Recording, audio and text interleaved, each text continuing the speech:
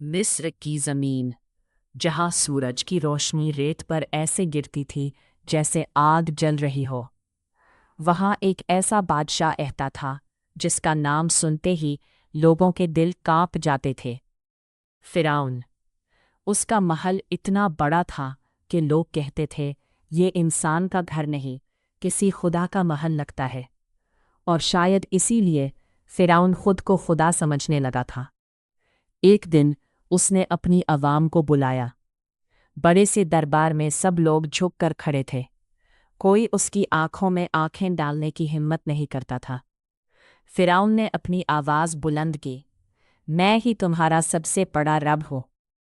ये लफ्ज़ हवा में गूंज उठे, लेकिन किसी में इतनी हिम्मत नहीं थी कि उसका इनकार करे, क्योंकि जो भी उसके खिलाफ जाता उसका अंजाम सिर्फ मौत होता।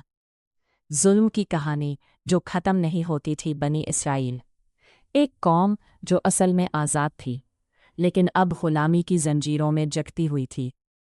उनके मर्द दिन भर पत्थर उठाते, इमारतें बनाते, और जब थक कर गिर जाते तो सिपाही उन्हें मारते। उनकी औरतें आंसू बहाती रहती और बच्चे भूख से रो रो कर सो जाते। लेकिन फ़िरौन का जुल्म यहीं तक नहीं था। उसने अपने ख्वाब के बाद एक खौफनाक फ़ैसला लिया। हर पैदा होने वाले लड़के को कत्ल कर दिया जाए। सोचो, एक माँ के लिए इससे बड़ा डर क्या हो सकता है। हर घर में खामोशी थी, हर दिल में खौफ। जब भी किसी घर में बच्चा पैदा होता, लोग दुआ करते कि या अल्लाह लड़की हो, क्योंकि लड़का होने का मतलब था मौत। एक माँ का सबसे बड़ा इम्तिहान। इसी खौफ के दौर में पैदा हुआ एक बच्चा, मोसेस, मूसा अलैहिस्सलाम। उनकी माँ की गोद में जब वो आए तो खुशी के साथ डर भी आया। या अल्लाह, मैं इसे कैसे बचाऊंगी। हर दस्तक पर उनका दिल रुक जाता, हर आवाज़ पर लगता कि सिपाही आ गए। फिर एक रात जब अंधेरा गहरा था और सब सो रहे थे, उनके दिल में एक आवाज़ आई, इस बच्चे को दरिया में डाल दो और डरो मत, मैं इसे तुम तक वापस लाऊंगा। एक पल के लिए उनका दिल टूट गया, क्या मैं अपने बच्चे को खुद पानी में डाल दूँ। लेकिन फिर उन्होंने अपनी आंखें बंद की और अल्लाह पर भरोसा किया। उन्होंने एक छोटा सा संदूक बनाया, उसमें कपड़े बिछाए और अपने बच्चे को उसमें सुलाया। आखिरी बार उसका चेहरा देखा, उसके माथे को चूमा और धीरे से कहा, अल्लाह तुम्हारी हिफाजत करे। और फिर उस संदूक को दरिया में छोड़ दिया। उनकी आंखों से आंसू रुक ही नहीं रहे थे, लेकिन उनके दिल में एक अजीब सा सुकून था। जहाँ मौत का हुक्म था, वही जिंदगी मिली। दरिया का पानी धीरे धीरे बहता रहा और वो संदूक सीधा फ़िरौन के महल के पास जा लगा। महलों की खिड़कियों से रोशनी आ रही थी और वहाँ की जिंदगी बिल्कुल अलग थी। फ़िरौन की बीवी आसिया बिन्त मुज़ाहिम ने जब उस संदूक को देखा, उसने उसे खुलवाया, और जैसे ही इसने बच्चे का चेहरा देखा, उसका दिल पिघल गया। ये बच्चा कितना खूबसूरत है। फ़िरौन वहाँ आया, उसने बच्चे को देखा।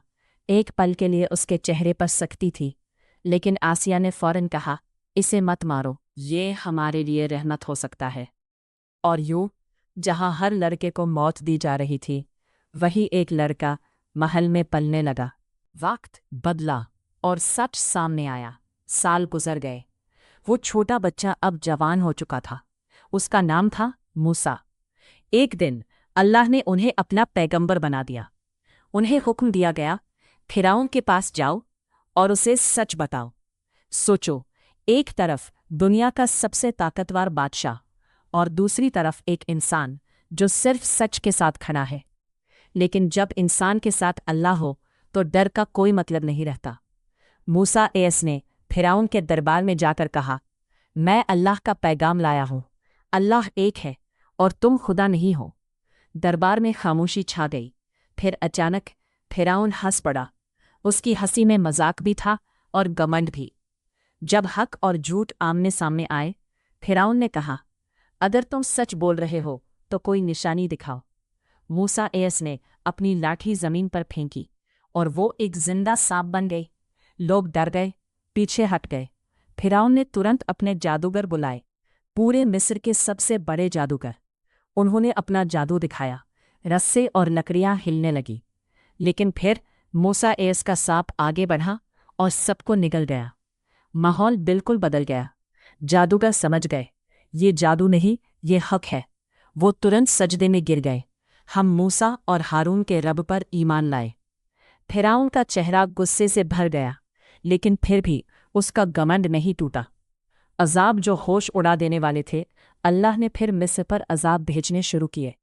कभी पानी खून बन जाता, कभी टिड्डी फसल बर्बाद कर देती, कभी मेंढक हर जगह फैल जाते।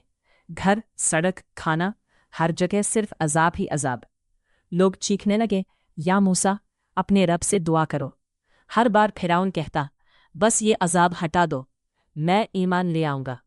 लेकिन जैसे ही अजाब हटा, वो फिर अपनी बात तोड़ देता। उसका घमंड उसकी बर्बादी का सबब बन रहा था। आखिरी रात का सफ़र। फिर एक रात जब अंधेरा गहरा था, मूसा एस को हुक्म मिला, अपनी कौम को लेकर निकल जाओ। लोग चुपके चुपके निकले। किसी ने आवाज़ नहीं की, सिर्फ कदमों की हल्की सी आहट और दिल की धड़कन। सुबह हुई और फिरौन को पता चल गया। उसने अपनी फौज को तैयार किया, उन्हें पकड़ो, कोई बचना नहीं चाहिए।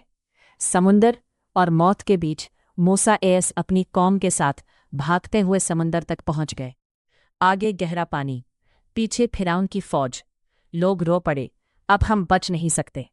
मूसा एस ने आसमान की तरफ देखा और पूरे यकीन के साथ कहा, मेरा रब मेरे साथ है। उन्होंने अपनी लाठी समुंदर पर मारी और फिर समुंदर बीच से फट गया।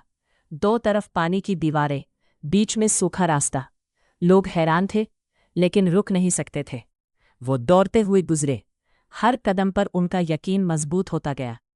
आखिरी लम्हा, जब सब खत्म हो गया, फिरौन ने ये सब देखा। उसका दिल एक पल के लिए हिल गया, लेकिन फिर उसने अपनी फौज को आगे बढ़ने का हुक्म दिया।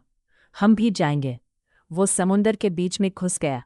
जैसे ही वो बीच तक पहुंचा, पानी हिलने लगा, दीवारें टूटने लगी और फिर सब कुछ खत्म। लहरों ने सबको निगल लिया। फिरौन डूब रहा था, उसकी सांस टूट रही थी, उसकी आंखों में डर था। उसने चीख कर कहा, मैं ईमान लाया, लेकिन अब देर हो चुकी थी। आखिरी खामोशी।